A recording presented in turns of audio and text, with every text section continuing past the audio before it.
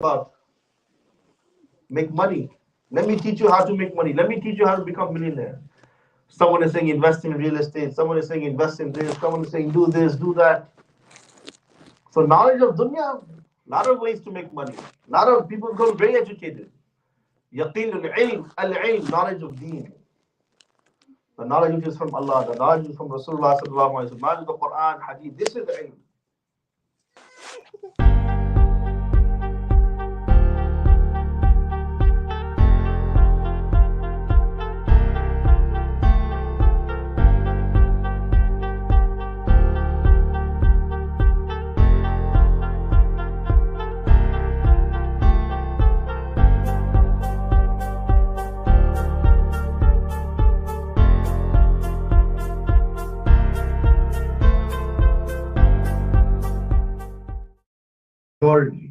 You ask him, if some Muslim, another Muslim comes up to your son and he says, I don't believe.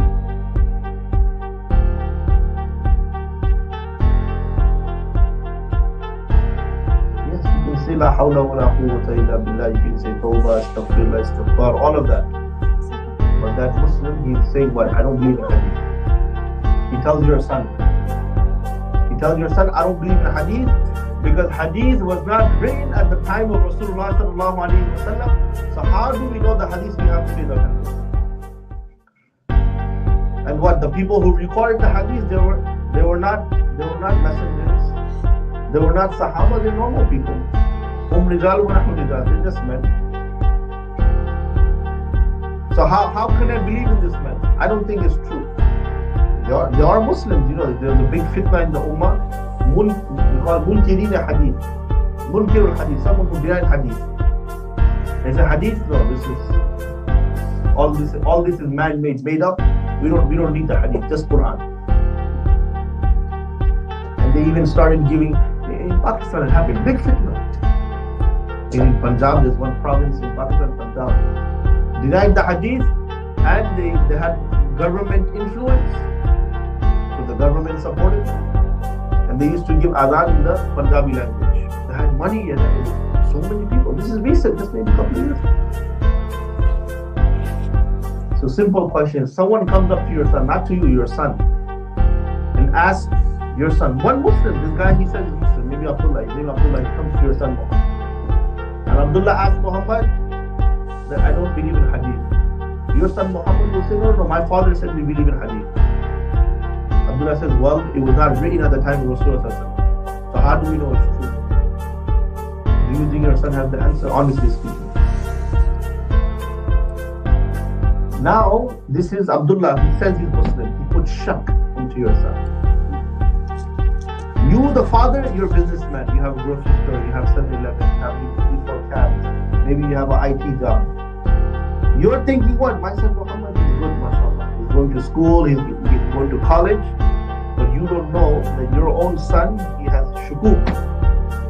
He has doubts in his mind. Now he doesn't know. So I want you to understand the place we're living in, the country we're living in, the fitna of shubha, the fitna of doubts for us. Right here, I told you, if someone comes up to you and says, I want to be like a man. The girl, your daughter says today, Aisha, I want to be like a man. What's wrong? You know, Allah is the only one who can judge. You know, you can't judge me. You know, Iman is in the heart. And some girls, they say, hijab is in the heart. So my teacher used to joke, hijab is in the heart, then all the diseases are also in the heart. High blood pressure, cholesterol, where about that? Also in the heart. You also want to put hijab in there.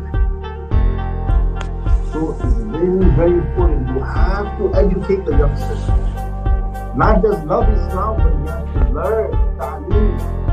If you do ta'aleem, you do ta'aleem, wallahi, you will lose your children. Someone said, where does the Muslim go to worship? Your answer will be masjid. Where does the person who's a Jew, he goes to worship? You will say the synagogue. Someone who's a Christian, he goes to the church. And someone who doesn't believe in God, he goes to the college. Right here, we have college students. They're brainwashing the students.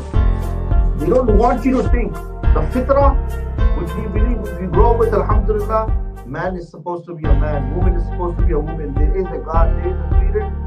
You're brainwashing your children. There's no deen there, there's no deen. So you came to America, you want your children to be successful? Yes. You'll get the money, you'll get the job, but you'll lose the deen. Because you never focused on that. So this is something very, very important. That as we get closer to the day of judgment, the knowledge of deen will go down.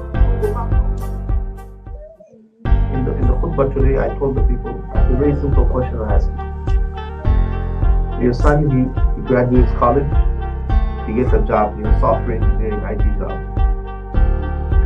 And he starts working in a bank. Or the military, through the military, American military, they give him a job. Is this job halal? Most youngsters, they will just take the job. They will not even think about halal or haram. They will just take the job. And those who are maybe uncomfortable, maybe they will ask the shaykh. But many people are not even thinking. And Nabi Sallallahu Alaihi Wasallam, he said, a time will come that if a person is trying to save himself from riba, he might protect himself, but the dust of riba will still touch him. The dust of interest. And this is the time we're living, everything is interest. You want to do business, you want to become big businessman? Interest. So real estate, interest. So we have to learn. Right? Rasulullah Sallallahu Alaihi Wasallam, deen, I'm not saying this to make you hopeless, I'm saying this that when you learn, then you will find all the solutions. When you don't learn the deen, you don't teach the youngsters, then your deen will be lost. Because culture changes. So this is number one. We're getting closer to the day of judgment. So because we're getting closer to the day of judgment, the time, the barakah of the time is also meaningless. There's one book we study of, there's one great alim from the past. His name is Imam Suyuti Rahimahullah. Imam Suyuti Rahimahullah is a very great scholar. So his teacher, his name is Jalaluddin Mahalli Rahimahullah. That's his name. And after his teacher was doing tafsir, he was writing tafsir. And the tafsir he wrote was of 15 ajza, 15 juz. The Quran is 30 ajza. So his teacher passes away. And Imam Suyuti's teacher, Jalaluddin Mahalli, he passes away. Imam Suyuti Rahimahullah, he wants to complete the tafsir of his teacher. And tafsir is not easy. It's commentary of the Quran. You have to have a lot of ilm. Not just Arabic language. You have to have knowledge of the fiqh. You have to have knowledge of the balagha. You have to have knowledge of hadith. All the different sciences. So the student, Imam Suyuti Rahimahullah, in 40 days, he completes the entire 15 juz, the rest of the Quran. Ask yourself, when was the last time in 40 days I finished one translation of the Quran? Or one khatam of the Quran? In 40 days, Imam Suyuti, he completed the tafsir that his teacher started. The remaining 15 ajza. And the ulama, they say, how old do you think? He was 22 years old. 22 years old. At the age of 22, he completed 15 ajza of the Quran. Barakah. And Imam Suyuti himself says that in his time, people between the time of Asr and Maghrib, they would finish multiple khatam of the Quran. Just for us to finish one khatam maybe takes 1 year. And even that too, a lot of trying and a lot of effort, and finally maybe in Ramadan sometimes we finish khatam. The Sahaba radiallahu anhum, every week they used to finish one khatam. 7 hizb, ahzab, different portions of the Quran. In 1 week, at the time of Rasulullah, the Sahabi would finish the Quran. And now look at the time today. There's masajid in America where they don't even do khatm of Quran in Ramadan. Look at the Salaf, Imam Shafi'i, Imam Suyuti, all these great scholars. When the month of Ramadan came, they would say, don't bother us. Imam Malik Rahimullah, he said, when the month of Ramadan would come, don't ask me any questions. He's a qadi. the biggest alim of Madinah Munawwarah. Month of Ramadan comes, it's a month of Quran. But now you see what do people say? Oh, as long as you understand the Quran. Understanding is important. Reading is no. So that means our Salaf, the people who were closer to Rasulullah, they misunderstood. They didn't know me. Me and you, we understand things better. When we're surrounded by all these people in DC, we understand things better. When my neighbor wants to become the girl, the guy wants to become a girl, I understand things better than I have to understand the Quran. The Khatm Quran is not necessary. So this is what I'm trying to tell you. The more and more we get away from the Salaf, our understanding will also change. The month of Ramadan is a month of Quran. So this is number one. There's no barakah in our time, and people, they're not even thinking anymore. I remember when I was in India, 2017, in Ramadan, the last 10 nights, the last 10 nights at least here, people can come to the masjid and qiyam al-layl, some muhadara, some khatira, some lecture, some tilawa, some dua. This is Muslim country, like Muslim area. Last 10 nights in the masjid is empty. Maybe 1-2 old men sitting in the i'tikaf. Masjid is empty. And I'm not, forget India, I'm talking about the Haram, Makkah. What you see, that's only Makkah. When you go next time for Umrah, you go for Hajj, go for Umrah, then you see.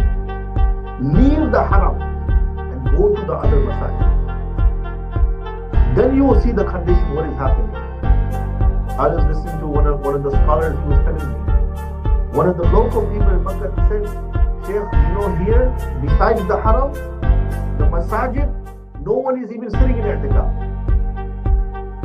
And the last 10 nights, the Awakhir al-Ashr min Ramadan, people are not thinking about Qiyamul Layl, they think about Eid.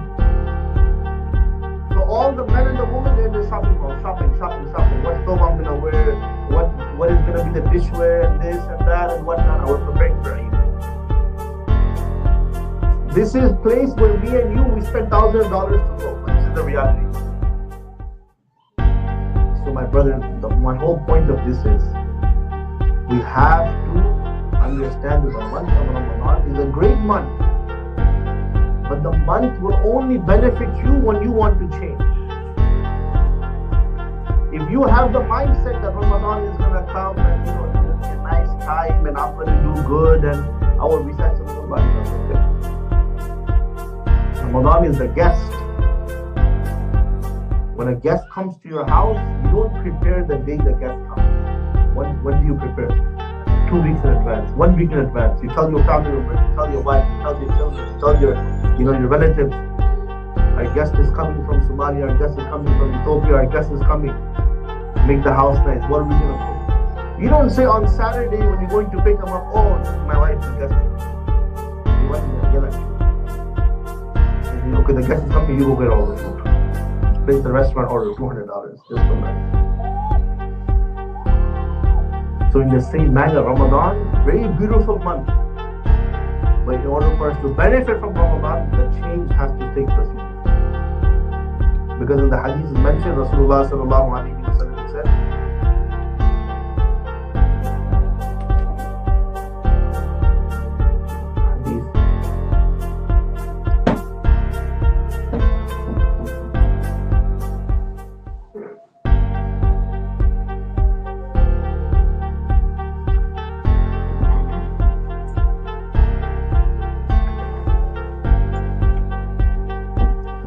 إذا جاء رمضان فتحت أبواب الجنة وغلقت أبواب النار وصفيت الشياطين.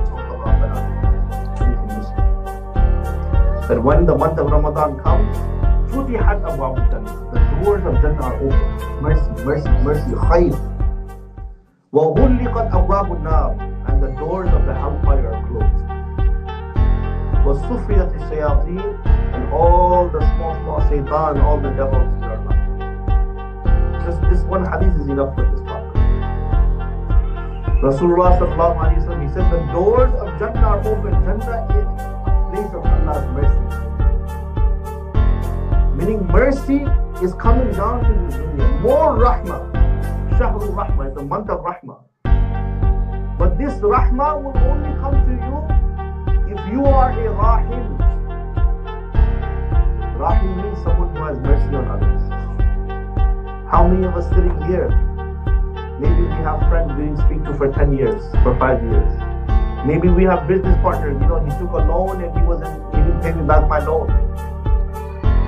Right? Maybe we have friends and relatives. Oh no, I'm not going to speak to him. He cursed my mom, he cursed my dad, he cursed my son.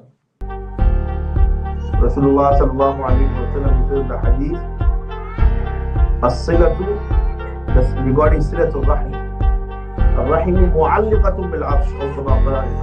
That the silatul rahim, it is hanging on Allah subhanahu wa ta'ala al-arsh. تقول من وصلني وصله الله ومن قطعني قطعه الله. Oh Allah, this person, he joined ties. Oh Allah, you have mercy on him, forgive him, give him. And oh Allah, this person, he didn't join ties. He cut off ties. He never called me. He never visited me. Oh Allah, your mercy should also cut away from this person. Don't give him that. Throw him in hell. Just before coming here, 2 days ago, one brother, he called me, he met me. He said, Sheikh, my wife, every time I take her to my house, to my parents' house, all of them, they talk bad about her, they say mean things and whatnot. What should I do? I said, Silatul Rahim in this situation is for you, not for your wife. Because if your mom, your dad, your brother and sister say something mean, they say something your wife don't like, for her, those are not her direct relatives. For you, they're your direct relatives.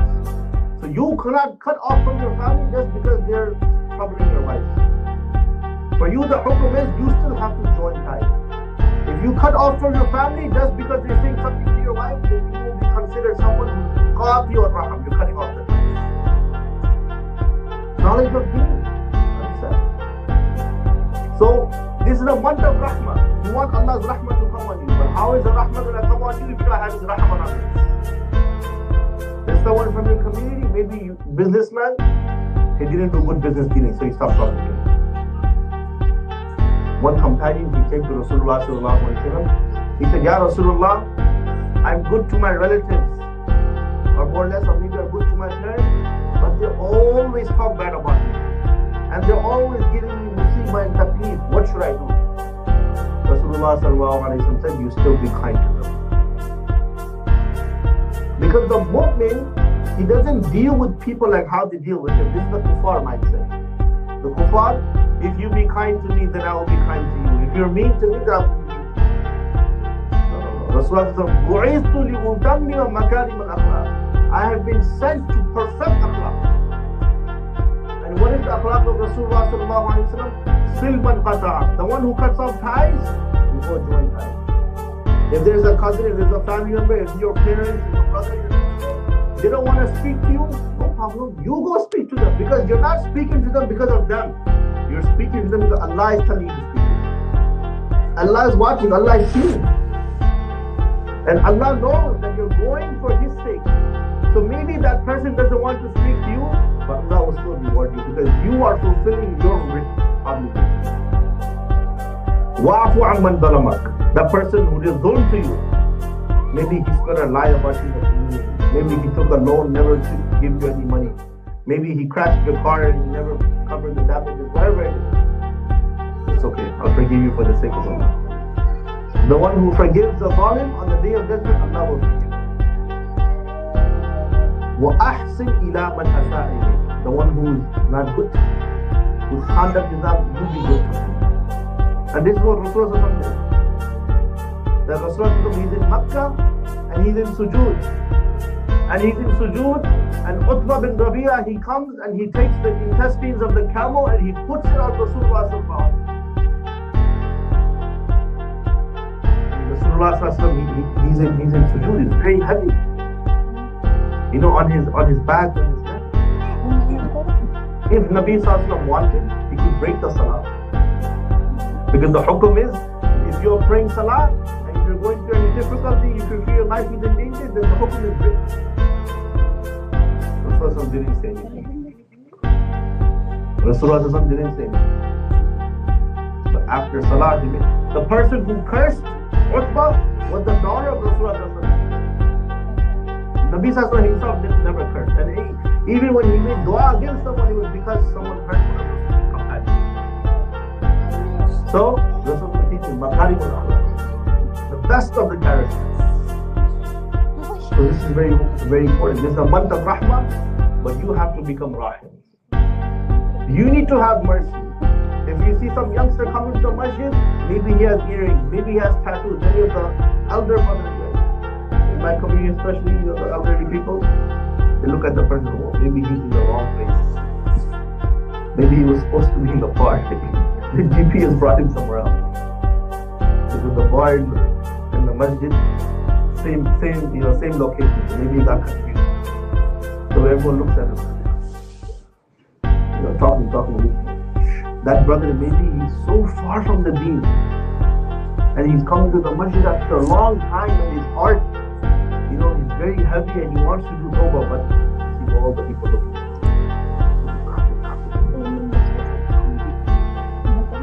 So be a rahim, become. That's why in the hadith is mentioned that the one who has raham, Allah will have raham. And man lam yarham la yurham. The one who doesn't have raham, then Allah will raham. That's why you see people who are very rough-natured, very hard, and you don't want to be with them. Someone is very strict, and he's speaking, he's strict, his dealing, he's strict, his character is very tough, very rough person. La yurham. No one wants to go near him. But the person what? And the hadith is mentioned that ma dakhala rizqu fi shay'in illa zanahu. Kindness doesn't enter anything except that makes it beautiful. Then when you are kind and you are forgiving and you are forbearing and you let go, it's very beautiful. So this is the first thing. Rasulullah said, إِذَا جَاءَ رَمَضَانَ فُتِحَ أَبْوَابُ الْجَنَّةِ. So rahmah, become a rahmah. And number two, to attain the rahmah of Allah, you have to do hope. You have to do hope. All of us sitting here, we're not free from sin. Only Anbiya alayhi wassalatu wassalam, our aqidah is, they are munazzah. Because they are people of Allah. They're free from sin. Besides the Anbiya, every single one of us, we make mistakes. We do wrong. And we're human. We're gonna forget. Maybe a girl is walking on the planet, maybe my friends are listening to a music song. I also like the song I listen. Maybe I'm watching some movies. We're simple people. But this month of Ramadan, before it comes, it's very, very important that we make dua. And I want to spend some minutes with you. Right now, the current environment that we're living in, wallahi, the biggest problem is that we are sinning and we have become desensitized. What does that mean? It means that this sin which is happening, I've done it so many times that now it's not done. It's not masya. It's not sin to me anymore. Now it's over. When a person, he looks at women, we all know you're supposed to look down. The one who's looking down is because he's what I should be looking down.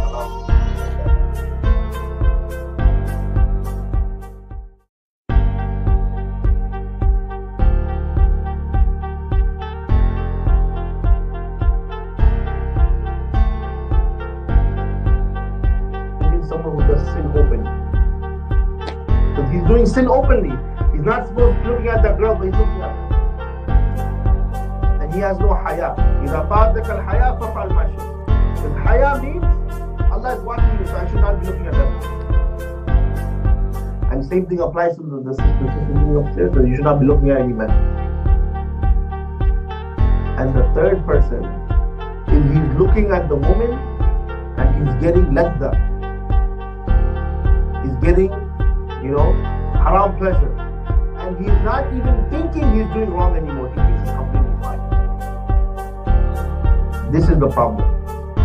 the places we're living, on the phones, on the laptops, on the TVs.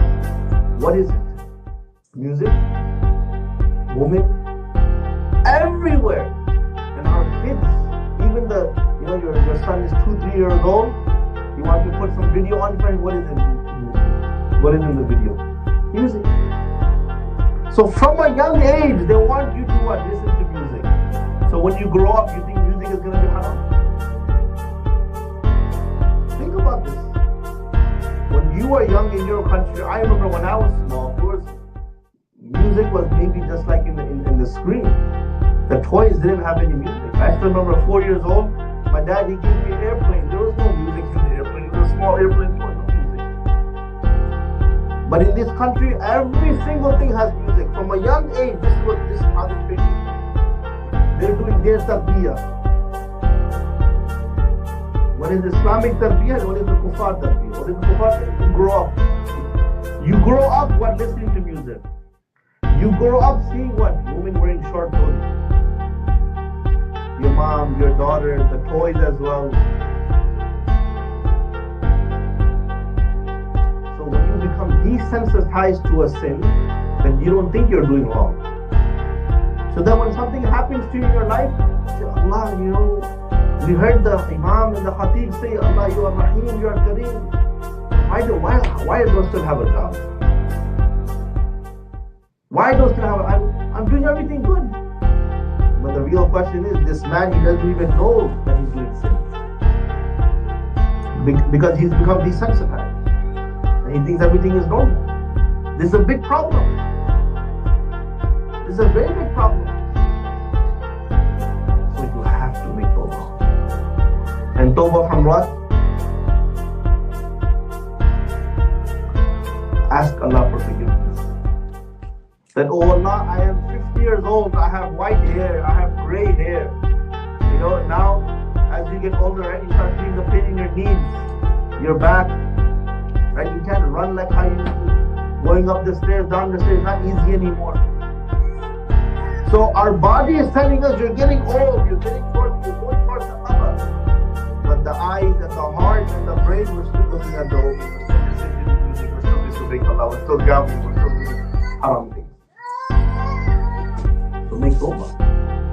And Allah subhanahu wa ta'ala in the hadith is mentioned, Inna Allah ta'ala yabasutu yadahu bil-layl, yabasutu yadahu bin-nahar.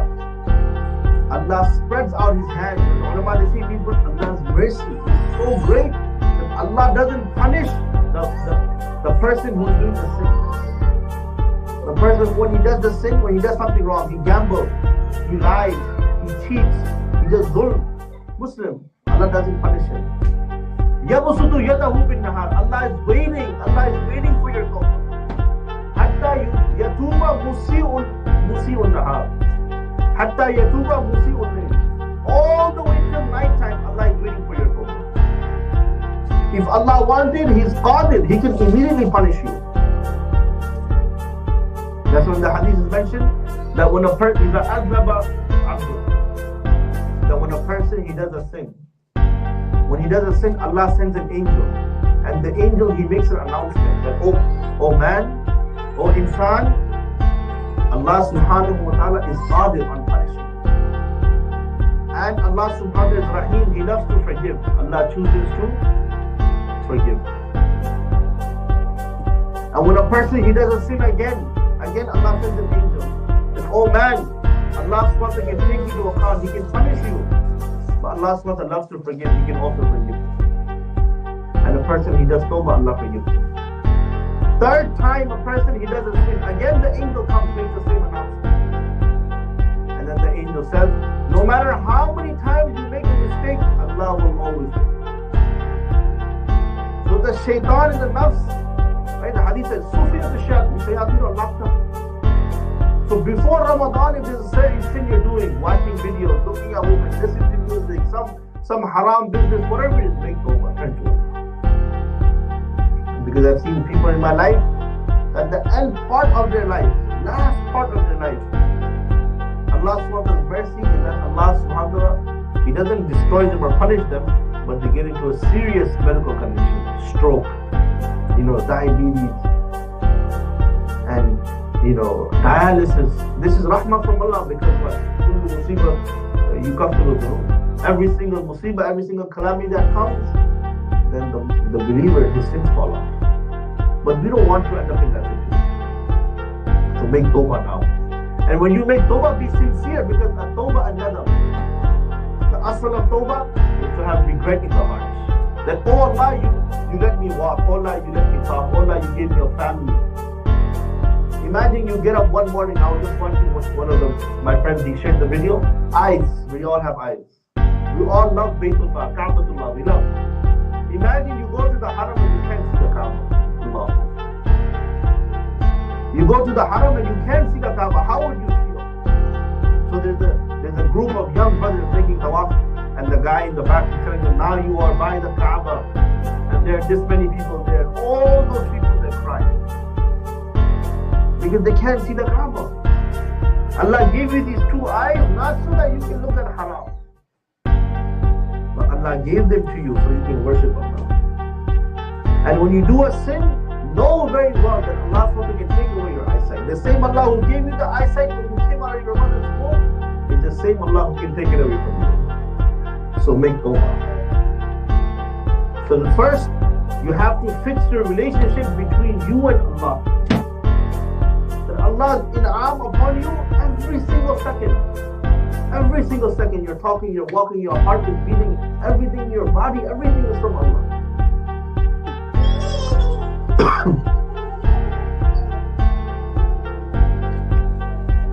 So fix your relationship with Allah. Number 2, fix your akhlaq. I told you, become a rahim.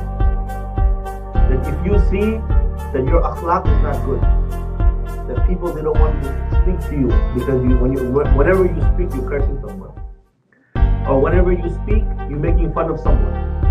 Whenever you speak, you're breaking families, you're breaking relationships.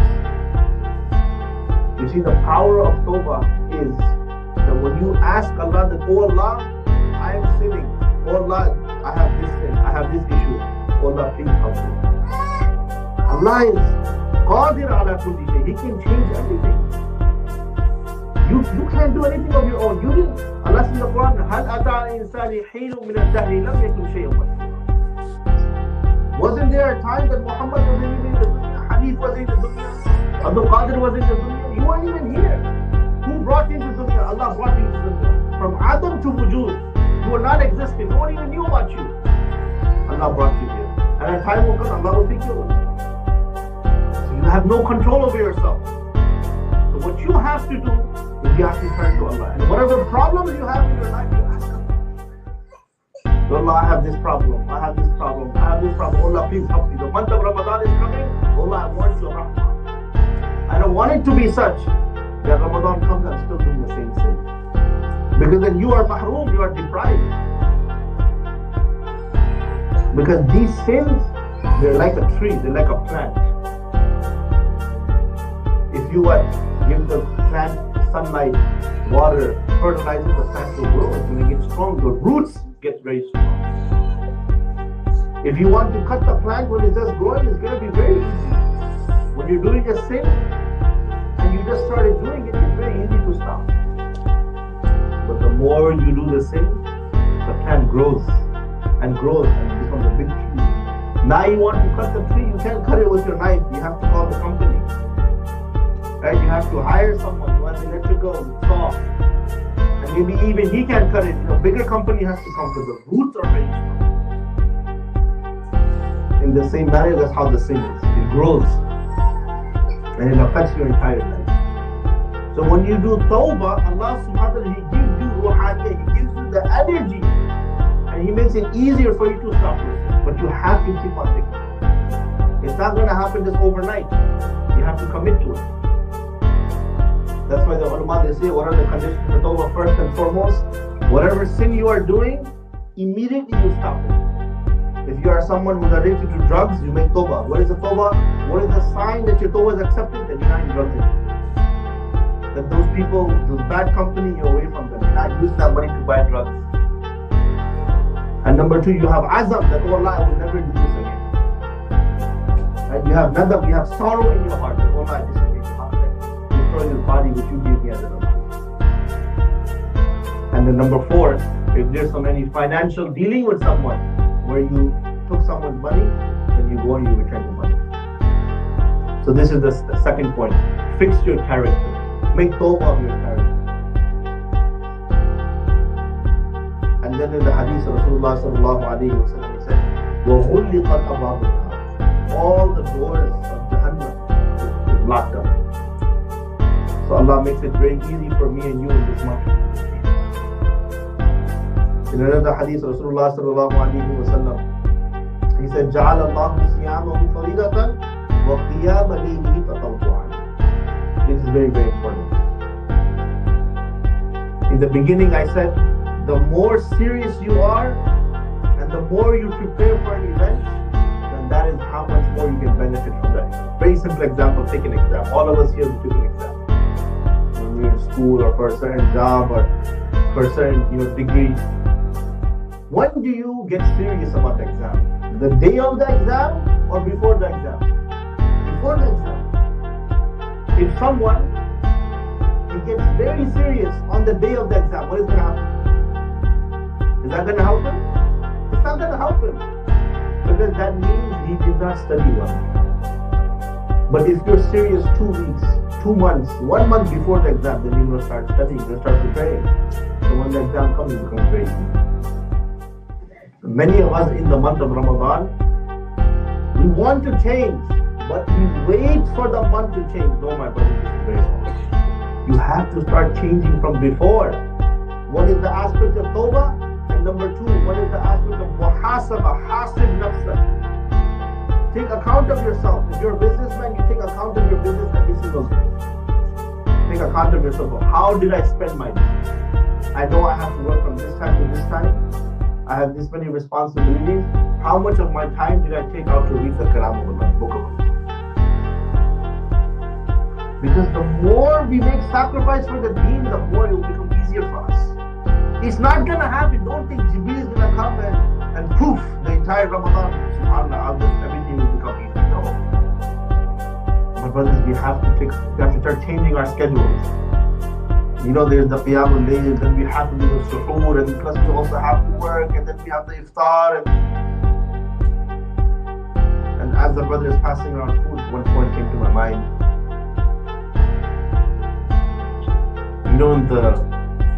Just a couple of weeks ago, there was a big earthquake in Turkey, all of us. I was listening to one of the scholars online who was saying that one of his friends, he went to Turkey and he's part of the relief work and aid and all of that. And there was this maybe 5-6-year-old child, and they gave him a box of food. They gave him a box of food.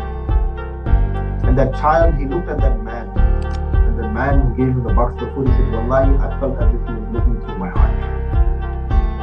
He said, this child, he lost everyone. He lost his mother, his father, his brother, his sister, everyone. Imagine what he's going through him. You think this one box of food is going to do anything? He's not even thinking about his hunger. The only thing on his mind, the trauma is on his mind. Where are my parents? What happened to my brother? What happened to my sister? So my dear brothers, before this month of Ramadan comes, we have to make our relationship with the Quran like that.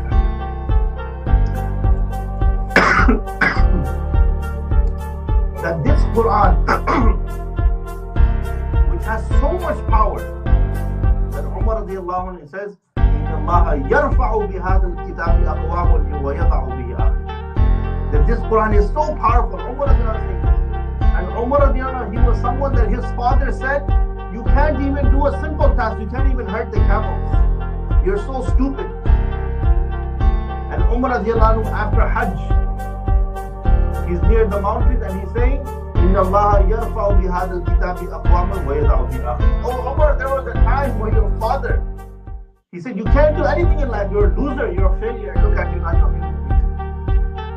And he's not praising himself, he's saying, well, it's the Quran. So, what is our relationship with the Quran? One is understanding the Quran, learning the Arabic, that is one side. But the tilawah, this is my point. Remember, Sahaba radiallahu anhu, they were afsahun. They knew the best and eloquent of language, which was Arabic. No one can match them in Arabic. They were the highest. But they didn't sit down and say, let me finish all the tafasir. No. They read Tilawah. Tilawah has its own beauty. Ikrimah radiallahu anhu said about him, when he would open the Quran, he would start crying. Because he would say, Hada kalamu Rabbi. This is the speech of my Lord. It's the love, the azma, the greatness that he had for the Quran. When you look at the Quran, it's just mere words and sentences and just tilawah, then it's not going to affect your life.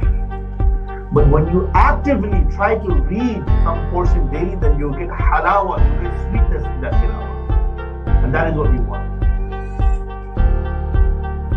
That's why more or less they said about Uthman radiallahu anhu. He said that a person, how can he get tired from that which gives you life? The Quran. The Quran is shifa, the Quran is nur, the Quran is life for you, for the believer's heart. He said, how can you spend your day without reciting this? So we have to actively change our schedule. Don't think your schedule is going to change. Don't worry, brother. If anything will change, will be your food will change. Right? In your culture, in Ramadan, maybe they make this sambosa and whatnot, and that's maybe some different food. But whatever you're doing outside of Ramadan, you're doing the same thing. So you have to actively start changing your schedule from now. You start changing your schedule from now, then inshallah you will start benefiting. Coming to the masjid, all khamsa salawat, all 5 times salat, best of it. Whatever masjid is near your house. Because the salah of the man is in the masjid. The salah of the man is in the masjid. And the reward of praying salah with jama'ah is greater. So that is very, very important. So inshallah, all of us will do a couple of things inshallah. So may Allah subhanahu wa ta'ala, He gives each and every single one of us tawfiq. And may Allah subhanahu wa ta'ala make it easier for us. My brothers, this dunya is darul imtihan, it's a place of test. Like one of my teachers, he used to say in the Urdu language, Dunya hai kaam ke liye. Dunya, world, kaam means work. This dunya is a place of working. We have to work.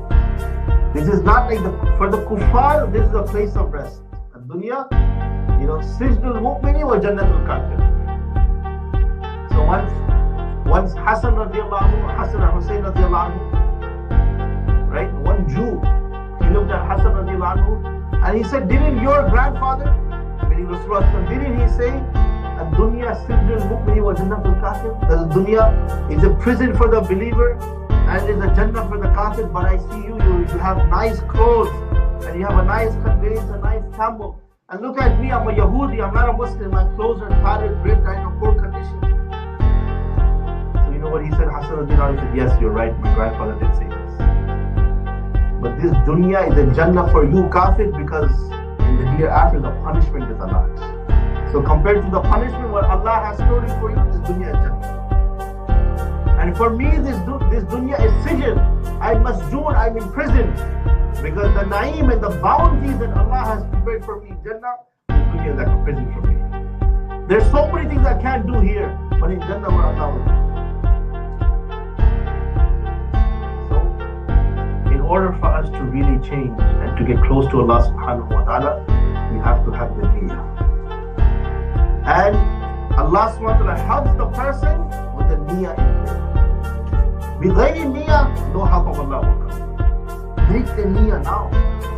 That's why the hadith mentioned that man who killed 99 people, right? You all know the hadith. And then he made the niyyah to change. He said, you know what, I want to change. After killing 99 people, alhamdulillah, he got some good. Some brothers, after 50 years of haram business, is still doing haram business. They don't want to change. So he went to one rahib, he went to one worshipper, abid. And he said, can Allah forgive me? That person, he said, no, Allah can't forgive you. He said, what? Allah can't forgive you? I'm going to kill you. And then he heard that there's an alim somewhere who learned the deen. He went to him and he asked him, can Allah forgive you? Will Allah forgive you? He said, yes, Allah will forgive you. But you need to go where the sulaha or where the pious people are. So he made the niyyah. He wanted to go close to Allah. On the way, Maut came. Malakul Maut came and he passed away. And now the angels of Rahmah and the angels of Adab both come. No, I'm going to take you to Jannah. No, I'm going to take you to Jannah. So they asked Allah, Allah, what should we do? So what was the decision? That you see from where he left. If he's closer to the land of the sinful people, then the angels of Adab can take him. And if he's closer to the land of the pious people, then the angels of Rahmah can take him. When they measured the land, he was actually close to the land of the sinful people. But Allah subhanahu wa ta'ala commanded the earth that you become closer to the land of the pious people, the angels of Rahmah. So, my dear respected brothers, youngsters, elders, and sisters in Islam, this month is a month of Rahmah, it's mercy. And this mercy, all of us we want. And all of us want to take a lot. But we can only take a lot if we are serious in our relationship with Allah subhanahu wa ta'ala. May Allah subhanahu wa ta'ala grant us tawfiq to make tawbah. May Allah subhanahu wa ta'ala grant us tawfiq that we change our schedules, we change our lives, and we become serious in this Ramadan.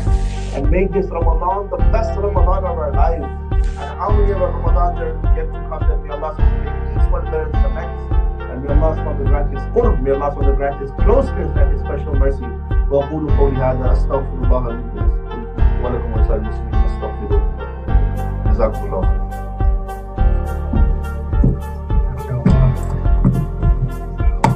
I don't know about you, but how many you want to get?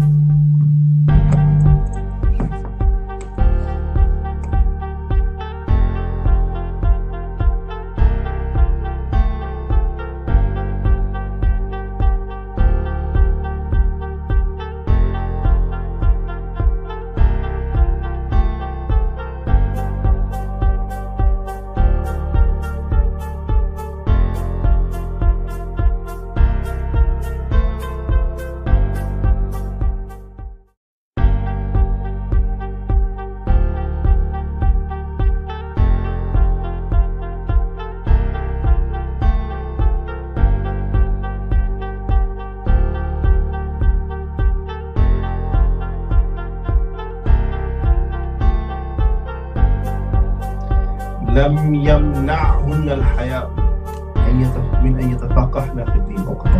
That the best of women are the women of the Ansar. Because the modesty, the haya did not stop them from learning about the deen. So it's good to ask questions. So he said, حُسْنُ السُّؤَالِ نِصْفُ الْعِلْمِ. A good question is half of knowledge. So if you don't have this, okay, I'm not forcing you to ask your question.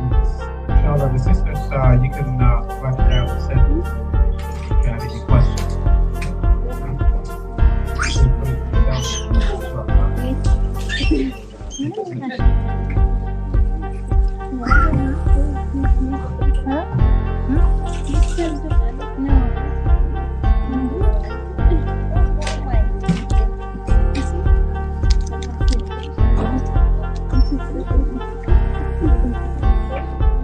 Yes, no problem.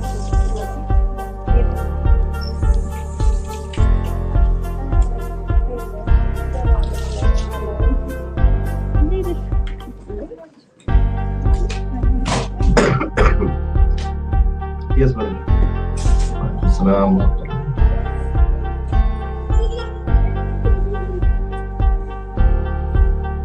Before the Fajr time enters. So, Fajr time, I'll give you an example.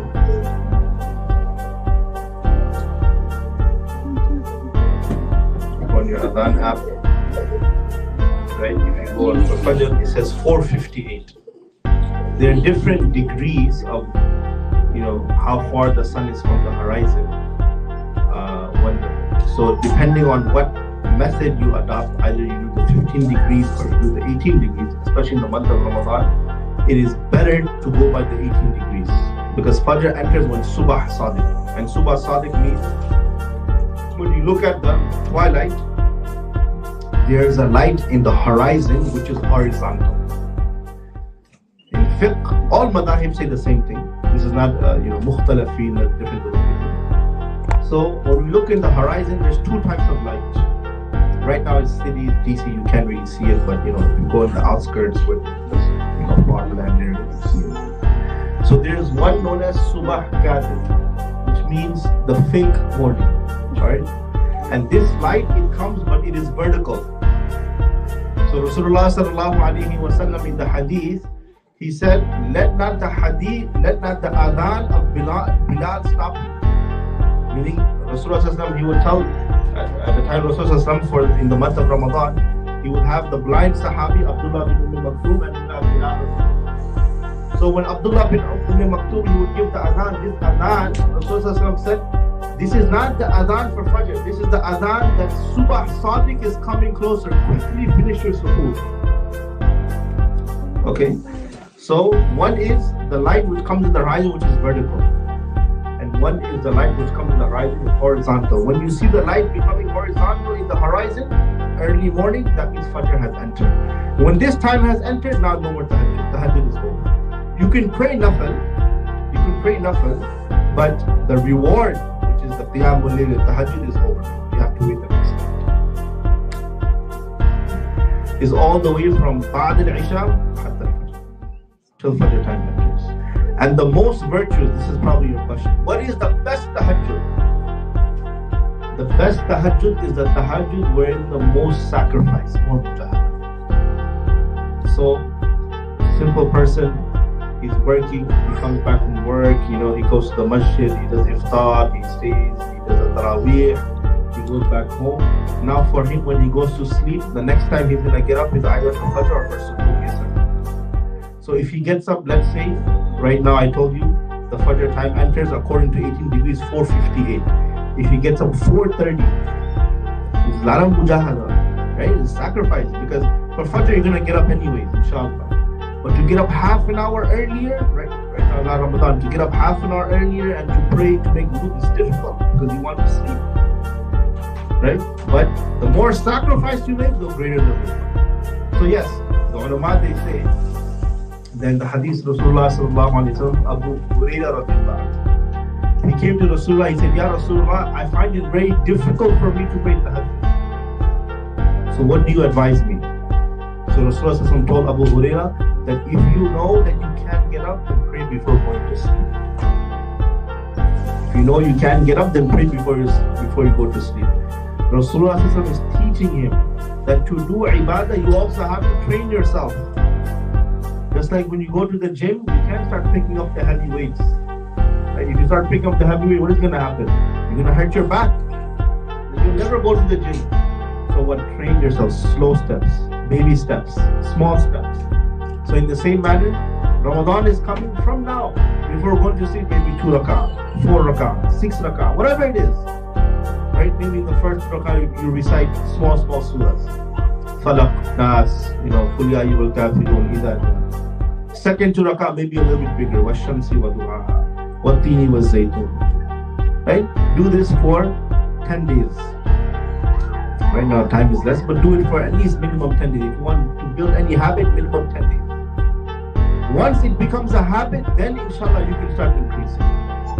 So many of us, we want to do qiyamul layl, we want to tahajjud, but what do we wait for? We wait for the jama'ah. Whenever the qiyam is happening in the masjid, then I'm going to join. No, this is good. But the better is to start from now, individually start doing it. Yes. Oh, the benefit of iftar. Let me take out this hadith here.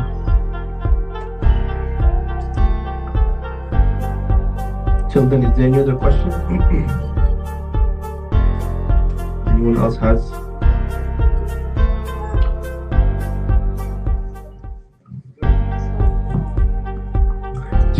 From the hadith. من فطر فيه صائما كان مغفرة لذنوبه وعتق رقبته من النار وكان له مثل أجره من غير أن ينتقص من أجره شيء. 3 rewards, subhanallah. The one who feeds a fasting person, Nabi Sallallahu Alaihi Wasallam didn't say you have to feed him the entire meal. He said فطر صائما. Any amount of food you give to the person who's fasting, this is going to be considered iftar. So maybe a brother gives me a date, someone gives me a box of food, someone gives me $10. All of this is fattara sa'i. What is the reward? Reward number 1. Kana maghfiratan li dhunubihi. All of his sins will be forgiven. Number 2, وَعِتْقَ رَقَبَتِهِ مِنَ النَّارِ. Allah subhanahu wa ta'ala will save you from the hellfire. Sins are being forgiven. Allah is taking you out from the people of hellfire. وَكَانَ لَهُ مِثْلُ أَجْرِهِ. The full reward of this fasting person, you're also getting. So it's like what? You fasted twice. So Ramadan is that month.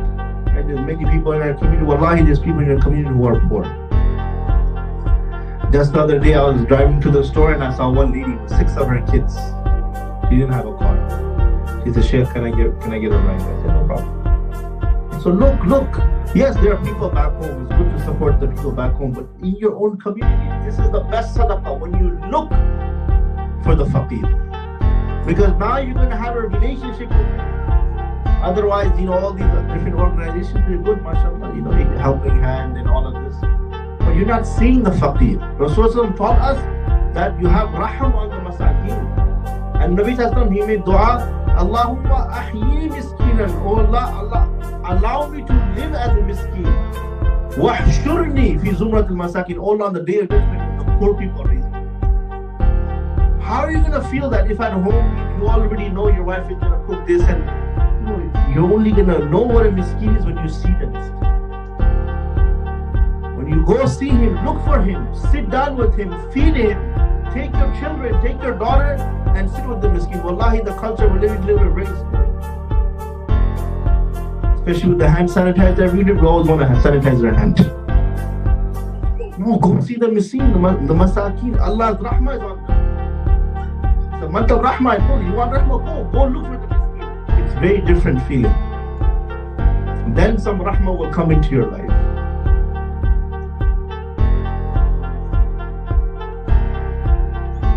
It's ethanol, alcohol is okay to use. It's not the alcohol which is impure.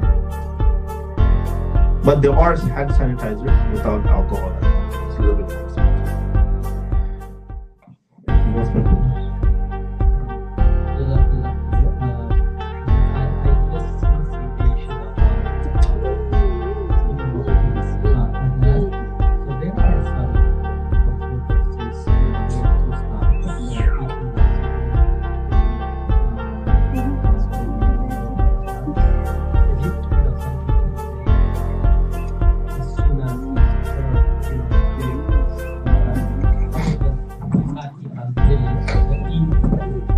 Yes, so once again, let me explain the hadith. Rasulullah, at the time there was no digital app, adhan app, where people can just check. It was a time where people would listen to the adhan. So Rasulullah first, he would tell Abdullah bin you give the adhan. And Nabi Sallallahu he said, let not the adhan of Abdullah to make you think that the Fajr time has entered. Meaning what? He would tell him to give the adhan because the time of suhoor is about to finish. Many people, they think, the time for suhoor finishes when I hear the adhan. La, it's wrong. Why would Rasulullah have 2 adhans? Think about it. This is why I say ta'aleem is important. If you're just going to pick up any hadith and read, this is not ta'aleem. Anyone can read. But what do the ulama, the muhaddithin say about it? What is the fiqh al-hadith? So Abdullah bin Maktoum, he would give the adhan to let people know the suhoor is finishing. The suhoor is coming to an end. Because remember, Abdullah bin he's blind, he can't see. Darir al-Basar. How does he know that the Subah Sadiq has entered? So he was not the appointed muaddin of Rasulullah as in like the one who would give for the fajr. That was Bilal radhiyallahu, because to give the adhan, you have to have ilm of the salawat. And the ilm of salawat is all connected with the sky. You have to know what time the shadow is, when the sun and this. So Nabi said, why would Rasulullah appoint Abdullah bin Maktoum? Valid question, right? He can't see, he doesn't know the difference between night and day. He's blind. So he appointed him that you give adhan to let people know when the suhoor is almost finishing. Meaning what? When he gives adhan, they know the time for suhoor is less. So quickly eat. That's why we should do suhoor many times, because the Taraweeh and the Qiyam al-Layl and the Fajr Salah. So sometimes what we do is we eat a little bit and we don't do the suhoor. When we get up, I already have suhoor. Suhoor is the time before Subah Salah. This is the best. Nabi Sallallahu Alaihi Wasallam, he said the hadith fi barakah, there's blessing. Even if you have small sujood. And then Rasulullah, he would tell Bilal radiallahu anhu to give the adhan. Now when Bilal radiallahu anhu gives adhan, this means what? You can't eat anymore. You have to stop eating. Fajr has ended. Subah Sadiq has ended. So like many people, they think that I have to stop eating when the adhan on my phone comes. I told you, if you go on your phone apps, there's two methods of calculating when Fajr time enters. Either 15 degrees or 18 degrees. In the month of Ramadan, the ulama, they say the best is to go by 18 degrees, which is earlier time. Because the 15 degrees time, Subah Sadiq has already entered. So when you're fasting, you have to be more cautious. So to take the opinion which is more cautious, this is better in the month of Ramadan. Yes, you're going to have to stop eating a little bit earlier, but it's okay. We're doing mujahid anyways, right? We're fasting anyways. So to do ihtiyat is obviously always awla and more. Any other questions, my brothers? Yes, likewise, there are people who say you should go by the 15 degrees time. But I personally think 18 degrees is better. More ahwat, more cautious, this is better for you. Yes, the time is, a little bit earlier you have to stop eating, but no problem. Sometimes we work a little bit later, right? Our job tells us, no, you work till 5, so that's a little extra overtime. Okay, so for ibadah, to be more cautious, inshallah. Khair, inshallah, I think. Barakallahu feekum, inshallah, may Allah bless you. Inshallah, we'll make dua, and inshallah. Wa ilahakum ilahun wahid, la ilaha illa huwa Allahu la ilaha illa huwa al-hayyul qayyum. معالج الوجوه للحي القيوم. اللهم لا نحصي الثناء عليك أنت كما أثنيت على نفسك. اللهم أنت المقدم وأنت المؤخر لا إله إلا أنت. اللهم صل على محمد وعلى آل محمد كما صليت على إبراهيم وعلى آل إبراهيم إنك حميد مجيد. اللهم بارك على محمد وعلى آل محمد كما باركت على إبراهيم وعلى آل إبراهيم في العالمين إنك حميد مجيد. ربنا ظلمنا أنفسنا وإن لم تغفر لنا وترحمنا لنكون من الخاسرين. ربنا لا تزغ قلوبنا بعد إذ هديتنا وهب لنا من لدنك رحمة إنك أنت الوهاب. اللهم وفقنا لما تحب وترضى واجعل آخرتنا خيرا. اللهم اقسم لنا من خشيتك ما تحول به بيننا وبين معاصيك، من طاعتك ما تبلغنا به جنتك، ومن اليقين ما تهون به علينا مصائب الدنيا، ومتعنا اللهم بأسماعنا وبصارنا وقواتنا ما أحييتنا واجعل الوارث منا ثارنا وضرمنا وانصرنا على من عادانا ولا تجعل ولا تجعل الدنيا أكبر همنا ولا مبلغ علمنا ولا غاية رغبتنا ولا تسلط علينا من لا يرحمنا. Oh Allah, we are gathered here to come closer to you. Oh Allah, oh Allah, grant us your will. Oh Allah, we are gathered here to ask you for your forgiveness. Oh Allah, forgive each and every one of us. Oh Allah, you are aware of the condition of our hearts. Oh Allah, you are aware of the condition of our iman. Oh Allah, you are aware of the condition of our sins. Oh Allah, please forgive us. Oh Allah, we are involved in sin. Oh Allah, please forgive us before the month of Ramadan. Allow us to turn to you to get from your mercy and from your rahmah. Oh Allah, make this Ramadan the best Ramadan of our lives. Oh Allah, oh Allah, oh Allah, we want to love the Quran. Oh Allah, we want to love the Salah. Oh Allah, increase our iman, increase our ta'alluq with you, grant us taqwa. Oh Allah, make us amongst the muttaqeen. Oh, the purpose of this fast is that we become amongst the muttaqeen, that we leave out the haram, and we only do that which is halal. We leave out all those things which are doubtful. Oh Allah, make us sincere and pious Muslims. Oh Allah, make our children pious.